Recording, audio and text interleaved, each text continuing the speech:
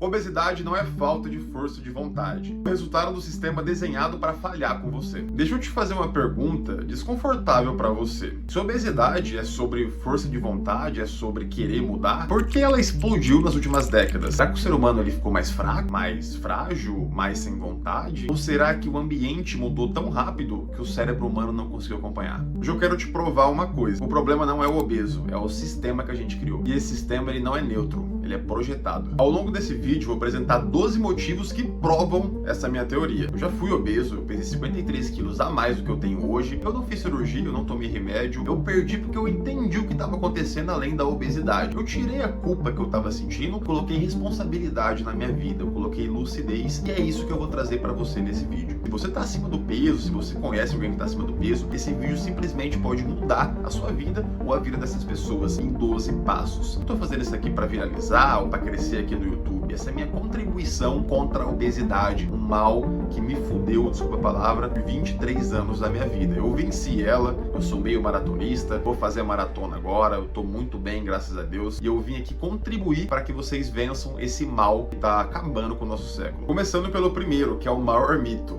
É só fechar a boca. Uma frase que eu amo ela resume o fracasso de todo o debate sobre a obesidade. É só comer menos e se mexer mais. Parece lógica, né? Mas ela ignora todo o funcionamento do corpo humano. Até porque se fosse fácil assim e isso funcionaria, era só fazer dieta, não teria mais obesidade no mundo, peso perdido não voltaria, a obesidade não aumentaria a cada ano. Mas a realidade totalmente é outra. Não é as pessoas que falham na dieta, é o cérebro que acaba vencendo a guerra. O segundo passo vai explicar muito isso pra você. O cérebro humano não evoluiu para esse mundo. O cérebro humano tem cerca de 200 mil anos. E o ambiente alimentar moderno tem cerca de 50 anos. Cara, esse descompasso é brutal. Nosso cérebro ele foi moldado para buscar comida calórica, evitar fome, armazenar energia. O que acontece hoje? A gente é rodeado por açúcar fácil, gordura barata, comida disponível 24 horas, zero necessidade de movimento. O cérebro tem lados primitivos que a gente não controla. Nem todo cérebro tem um autocontrole muito bom. Nem todo cérebro se desenvolveu dessa maneira. Então tem pessoas que têm uma facilidade a não controlar esse impulso primitivo. E o que é esse impulso primitivo? Antigamente, a gente tinha que caçar o alimento, a gente tinha que ir pra selva. E nem sempre a gente conseguia caçar algo. A gente ficava dias sem comer de vez em quando. Sem comer uma carne, sem comer um animal, seja o que for. Ele não entende que ele vive num ambiente com abundância de comida. Ele entende no modo de sobrevivência. Ele tá vendo muita comida, ele não sabe quando vai ter de novo, ele vai comer tudo. Lembra, são 200 mil anos. Quantos desses anos estão na escassez? São 50 anos que tem essa abundância muito fácil de fast food, tudo mais que é modelado hoje. É difícil controlar o comportamento no século XXI. O corpo não funciona por decisão, funciona por sinais. Você não controla escolher fome, você não controla sentir saciedade e você não escolhe desejo. Tudo isso é comandado por hormônios, neurotransmissores, circuitos cerebrais, os sinapses. Esse sisteminha não pede sua opinião. Você vai estar zapeando no seu Instagram e você viu um açaí e simplesmente, pum, deu vontade. Você está fazendo qualquer coisa no seu trabalho ou de noite, deu vontade, fácil, simples. É só pegar o celular e pedir um alimento. Ou até pior, de vez em quando esse alimento está dentro da sua casa. Você vai no mercado comprar um produto de limpeza e você passa na frente de um doce. Você acha mesmo que é você que controla o seu comportamento, essa vontade, essa impulsão de comer um doce depois do almoço? Não é, meu irmão. Sinapses, hormônios, neurotransmissores voando ali no seu cérebro, criando uma dopamina rápida para compensar o estresse que você passa no seu trabalho, no seu estudo, no seu grupo de amigos, nos seus treinos, seja lá o que for que você está passando. Lembra, pessoas que sofrem de obesidade têm uma tendência maior a não controlar esses impulsos. Não é porque ela não quer, porque ela não consegue de fato controlar esses impulsos, igual a pessoa que não é obesa. Tem cérebro que tem uma menor abertura. Por ter essa menor abertura, ele consegue controlar melhor esses impulsos para ver uma questão esforço barra recompensa. O obeso ele tem um descompasso nisso aqui e ao longo desse vídeo você vai entender como a neurociência explica isso. Começando pelo quarto fator, que é a leptina. Quando o corpo grita, chega, mas o cérebro ignora. A leptina é o hormônio que diz: já chega de comer, meu filho, temos energia suficiente. Em pessoas que estão acima do peso, ela para de funcionar direito. Ou seja, a gordura aumenta, a leptina aumenta, mas o cérebro não responde. Qual que é o resultado?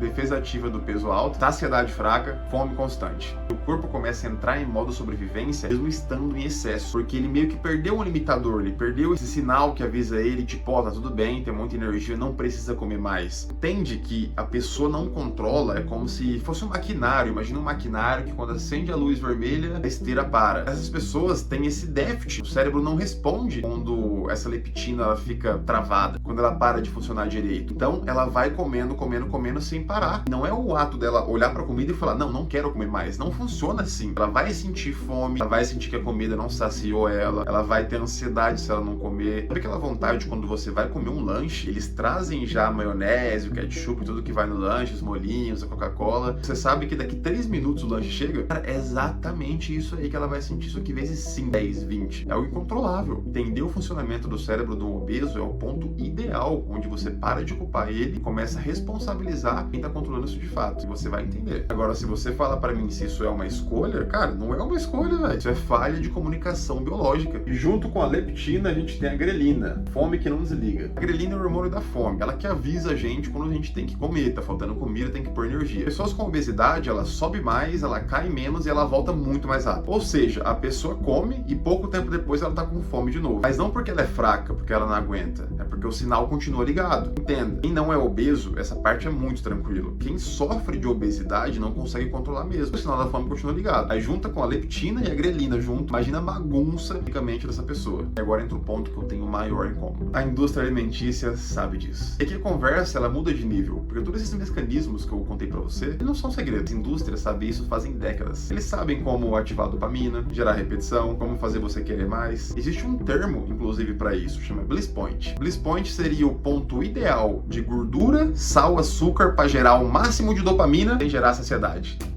Viciado. Galera, isso não foi por acidente, não. Isso é engenharia. Eles sabem como funciona. Dentro das indústrias, tem estudos de neurociência para saber se aquele alimento de fato que eles estão criando vai gerar uma repetição, vai gerar um desejo. Sabe aquelas coisas que de vez em quando é super industrializada, a gente come ela, a gente acha gostoso, porque a gente não sabe explicar porque achou gostoso, acaba pegando ali e nem percebo. É muito doido isso aí. Isso aí não é acidente, tá? É uma engenharia mesmo. Eles estudam dentro das indústrias qual é a reação que vai ter no seu cérebro através de neuroimagem. Isso não é novo, tá? Não é algo que começou ontem ou 5 anos atrás, é muito antigo. Todo o marketing, todo o conceito, aqueles doces super famosos que fica na bancada do mercado, cara, tudo é pensado, as cores, tudo mais, pra você ter repetição ali, mas principalmente os alimentos que foi industrializados, eles dão um boom no seu cérebro. Tem coisas que você come que você não sabe nem falar porque você gostou, você simplesmente gosta porque eles alcançaram esse fenômeno chamado Bliss Point, é açúcar, gordura e sal que geram o máximo de dopamina e menos saciedade para você comer, mas tornar, sei lá, um animal na visão deles. Eles querem isso, o dinheiro. Comida ultraprocessada não é comida, é estímulo neural. Ultraprocessados, ele não alimenta só o corpo, ele sequestra o seu cérebro. Eles ativam o sistema de recompensa igual ativam a nicotina, o álcool, uma droga leve. Tem estudo que mostra que pessoas com obesidade têm menor sensibilidade dopaminérgica, menos receptores D2, necessidade maior de estímulo. Resultado, comem mais para se sentir o mesmo. Perda progressiva de controle. E depois a sociedade chama isso de falta de caráter. Ou seja, até agora a gente entendeu que por conta da grelina e leptina, os sinais de saciedade e de fome dessas pessoas estão bugados. E aí as grandes indústrias colocam alimentos que elas sabem que vai gerar maior pico de prazer no cérebro da pessoa. A gente sabe que essa pessoa obesa, ela tem uma maior sensibilidade à dopamina. Vou traduzir em palavras fáceis, ela tem uma sensibilidade a ficar buscando prazer toda hora. É o mesmo funcionamento da mente de um viciado que está buscando uma droga, uma nicotina, um álcool. As indústrias sabem disso. O governo também. A sociedade também. Ou se você não sabia, tá sabendo agora. Então o que acontece? Grelina e leptina não avisam nada para eles. Eles têm uma sensibilidade maior ao usar aquela substância. Eles têm uma sensibilidade maior a ficar comendo muito. Existe muito alimento, fica acima do peso. E o ambiente não te dá a chance. Sério, junta tudo isso no mundo real. Comida barata, vendida como felicidade, é rápida, ela é entregue na sua porta. Os trabalhos ficam mais estressantes, mais sedentários, pouco tempo de descanso, o sono fica curto, fica ruim, o movimento fica opcional. Quando surge um famoso e fala que obesidade é uma escolha, para ter escolha tem que ter liberdade. O ambiente ele não te oferece liberdade. Se você não consegue controlar o seu cérebro, o ambiente ele não te oferece liberdade. E o nono motivo conta sobre o Brasil e a luta dos rótulos, o sistema que resiste à verdade. Você sabia que no Brasil demorou anos e décadas de luta através de estudo científico, de política e tudo mais, para a gente colocar rótulo nos alimentos que avisam que tem alto teor de açúcar, alto teor de gordura, alto em sódio. A indústria foi muito contra. Ela lutou, ela pressionou. Por quê? Porque informação reduz consumo. Na real, se fosse só comida inocente, não ia haver necessidade de rótulos. Cientistas lutam todo dia para aumentar a clareza, a lucidez das pessoas. Essa lucidez que eu tô trazendo para vocês aqui não é uma escolha. Você que tá acima do peso, você não tem escolha. O ambiente ele é moldado para te sequestrar, para te prender nele. Ele quer aumentar o seu peso, ele quer que você come cada vez mais, ele quer que você fique viciado, ele quer sequestrar o seu salário, ele quer te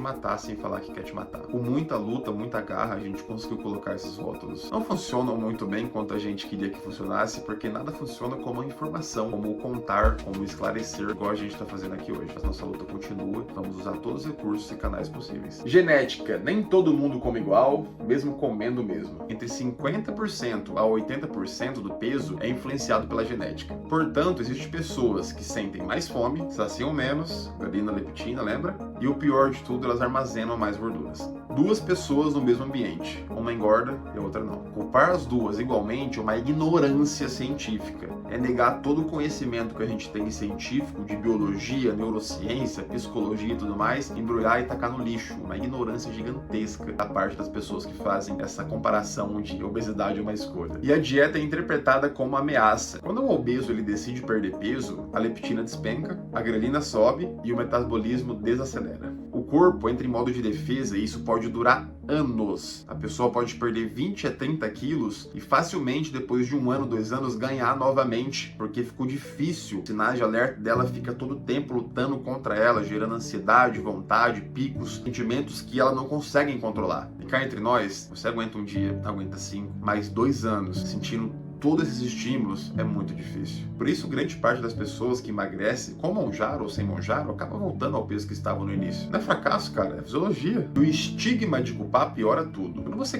culpa alguém que é obeso e você fala que ela só tem uma escolha, sendo que ela não tem, isso aumenta o cortisol, que gera estresse nela, aumenta a fome emocional e afasta dos cuidados que a gente tinha que ter com essas pessoas. Culpar o obeso não resolve a obesidade, só gera mais doença. Porque além da doença fisiológica que a gente tem agora, que é a obesidade, a gente pode ter doenças mentais. A pessoa pode desenvolver uma ansiedade crônica, uma depressão, e acaba piorando totalmente o quadro. Então, vamos colocar a responsabilidade em quem de fato é responsável? O problema, na minha opinião, não é o indivíduo isolado. O maior responsável da obesidade para mim é um sistema que usa neurociência para vender, normaliza o ultraprocessado, dificulta o acesso à comida real e culpa quem adoece. Então para de falar que isso é uma falha pessoal, isso é uma falha estrutural. A obesidade não é uma escolha. Ela é apenas o resultado previsível de um cérebro antigo, um ambiente moderno e um sistema econômico predatório. E se você fala que as escolhas existem, eu concordo em partes, mas elas são feitas dentro de limites biológicos. Quando passa isso, já deixa de ser uma escolha. E entender isso não tira a responsabilidade,